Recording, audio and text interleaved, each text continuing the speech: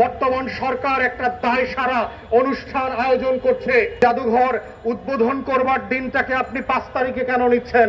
কেন এটা আগিয়ে নিয়ে এসে সারা মাস ধরে বাংলাদেশের ছাত্র জনতা, তরুণ, শিক্ষক, শিক্ষার্থী যারা আছেন তাদেরকে এই জুলাইয়ের জাদুঘরের সাথে এঙ্গেজ করা হচ্ছে না? আপনারা কি এটাকে শোকে পালন করবার জায়গা হিসেবে নিচ্ছেন, না গণ অভ্যুত্থানের উদযাপন আকারে নিচ্ছেন? এই জায়গাগুলোতে কিন্তু আমরা দেখতে পাচ্ছি বর্তমান সরকার একটা দায়সারা অনুষ্ঠান আয়োজন করছে।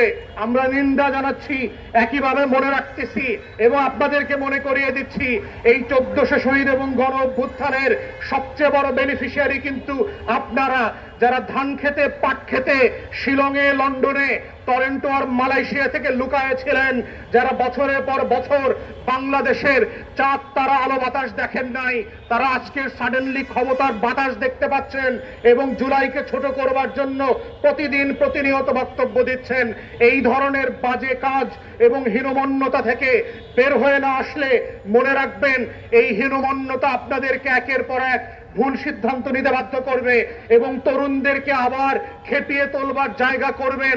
তার একটা টুকরা গত কয়েকদিনে আপনারা দেখেছেন, শিক্ষা ব্যবস্থা নিয়ে যেই ছিনিমিনি করবার চেষ্টা করে তরুণরা একটা অংশ আবার রাস্তায় নেমে এসেছে। তাই জুলাইয়ের বারুদ কিন্তু এখনো বাতাসে, স্কুলে কলেজে তরুণদের হৃদয়ে গেঁথে আছে। সেটাকে ঝামেলা করবার চেষ্টা করবেন না, বরং এটাকে মাথায় নিয়ে শ্রদ্ধা করে সম্মানজনক পুনর্বাসন করে জুলাইকে নিয়ে আগামী বাংলাদেশ বিনির্মাণের লড়াইতে এগিয়ে যাবেন, সে আহ্বান জানিয়ে আমার বক্তব্য শেষ করছি।